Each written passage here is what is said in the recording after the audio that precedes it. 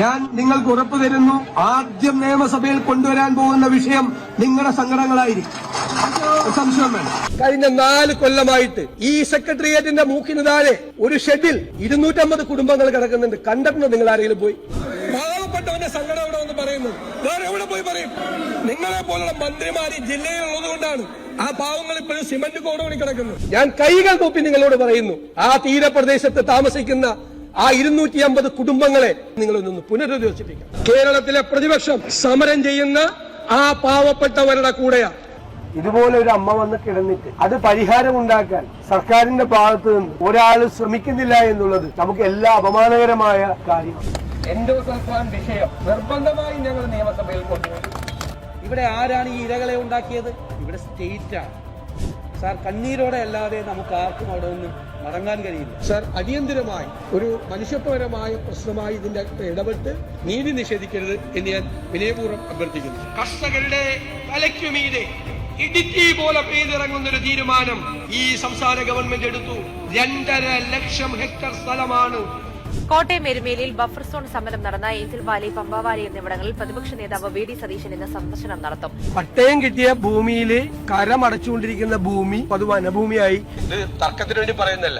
മന്ത്രിസഭ എടുത്ത ആ തീരുമാനം റദ്ദാക്കി ബഹുമാനപ്പെട്ട മന്ത്രി ഒന്ന് വിഷ്വലൈസ് ചെയ്യും. നമ്മുടെ കുടുംബം ജീവിക്കുന്ന ഒരു പ്രദേശത്താണ് ഇതുപോലെ ആനയും കടുവയും കാട്ടുമൃഗങ്ങളും ഇറങ്ങിയിരിക്കുന്നു. കുഞ്ഞുങ്ങൾക്ക് സ്കൂളിൽ പോകാൻ കഴിയുമോ? വീട്ടുകാർക്ക് പുറത്തിറങ്ങാൻ കഴിയുമോ? ഞാനിത് രാഷ്ട്രീയമായിട്ടുള്ളൊരു വിഷയമായിട്ടല്ല അവതരിപ്പിക്കുന്നത്. ചങ്ക് പൊട്ടിക്കൊണ്ടാണ് പറഞ്ഞത്.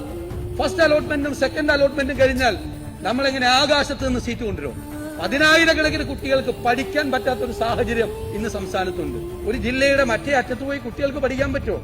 സംസ്ഥാനത്ത് വർദ്ധിച്ചു വരുന്ന നായ്ക്കളുടെ ശല്യം നിയമസഭയിൽ കൊണ്ടുവന്നപ്പോ പട്ടി കടിച്ച കേസാണോ നിയമസഭയിൽ കൊണ്ടുവരുന്നത് എന്ന് പരിഹസിച്ച ആളുകളുണ്ട്. പ്രതിപക്ഷ നേതാവ് വി.ഡി. സതീശൻ പേവിഷബാധയേറ്റ് മരിച്ച റാന്നി പെരുന്നാട് സ്വദേശി അഭിരാമിയുടെ വീട് സന്ദർശിക്കുകയായിരുന്നു. നമ്മുടെ കുഞ്ഞുങ്ങളെയും പ്രായമായവരെയും തെരുവ് നായ്ക്കൾക്ക് എറിഞ്ഞു കൊടുക്കുകയാണോ സർക്കാർ ചെയ്യുന്നത്? 16 വയസ്സുള്ള ഒരു സ്കൂളിൽ പഠിക്കുന്ന പെൺകുട്ടി പട്ടാപ്പകൽ നടുറോട്ടിൽ വെച്ച് ക്രൂരമായി അധിക്ഷേപിക്കപ്പെടുകയും ആക്രമിക്കപ്പെടുകയും ചെയ്ത ഒരു സംഭവം. സർ, ആ വിഷയം, സ്ത്രീ സുരക്ഷയെ സംബന്ധിച്ച ഒരു വിഷയം ഈ സഭയിൽ ചർച്ച ചെയ്യാൻ പറ്റിയില്ലെങ്കിൽ എന്തിനാണ് സ്ത്രീധന പീഡനങ്ങൾക്കെതിരെ ക്യാമ്പയിനുമായി പ്രതിപക്ഷ നേതാവ് വി.ഡി. സതീശൻ. അമ്മയുടെ കൂടെ കിടന്നുറങ്ങിയ 5ഉം 8ഉം വയസ്സുള്ള കുഞ്ഞുങ്ങളെ എടുത്തുകൊണ്ടുപോയി പീഡിപ്പിച്ചു കൊല്ലുകയാണ്. ഈ സംസ്ഥാനത്തിന്റെ പോലീസ് ചരിത്രത്തിൽ പോലീസ് ഇത്രമാത്രം അധപ്പതിച്ചൊരു കാലം ഉണ്ടായിട്ടില്ല.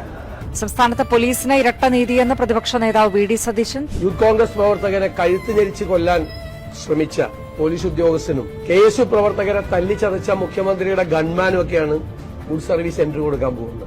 ക്രിമിനലുകളും ഹാബിച്വൽ ഒഫൻഡേഴ്സ് ഈ സംസ്ഥാനത്ത് അഴിഞ്ഞാടുകയാണ്.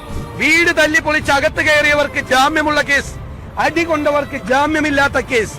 ഒരു മാവേലി സ്റ്റോർ UDF-ന്റെ കാലത്ത് പൂട്ടിയിട്ടുണ്ടോ? സംസ്ഥാന വിഷു ചന്തകൾ ഇന്ന് തുടങ്ങാനിരിക്കെ ഔട്ട്ലെറ്റുകൾ ശൂന്യം. കുടുംബത്തിന്റെ ബജറ്റിലുണ്ടായിരിക്കുന്ന ഈ മാറ്റം ഈ നിയമസഭയിലല്ലാതെ ഞങ്ങൾ എവിടെ പോയി പറയും? ഞങ്ങൾ ഏറ്റവും പ്രധാനപ്പെട്ട ഒരു സ്ഥാപനത്തെ നിങ്ങളുടെ കെടുകാര്യസ്ഥത കൊണ്ടും നിങ്ങളുടെ മിസ്മാനേജ്മെന്റ് കൊണ്ടും തകർത്തതിൽ പ്രതിഷേധിച്ച് ഞാനും എന്റെ പാർട്ടിയും വോക്കൌട്ട് ചെയ്യും. കേരളത്തിൽ ഞങ്ങൾ സിൽവർ ലൈൻ നടപ്പാക്കാൻ സമ്മതിക്കുന്ന പ്രശ്നമില്ല. എന്ത് തെറ്റാണ് കുഞ്ഞു ചെയ്തത്? ആർക്കാണ് SFIക്കാർക്ക് ഇങ്ങനെ അഴിഞ്ഞാടാനുള്ള ലൈസൻസ് കൊടുത്തിരിക്കുന്നത്? ബഹുമാനപ്പെട്ട മുഖ്യമന്ത്രിയോട് ഞങ്ങൾക്ക് പറയാനുള്ളത്, ഞങ്ങൾക്ക് പഴയ വിജയനെയും പേടിയില്ല, പുതിയ വിജയനെയും പേടിയില്ല. നിങ്ങളെയൊന്നും ഭയന്നല്ല ഞങ്ങൾ കഴിയുന്നത്.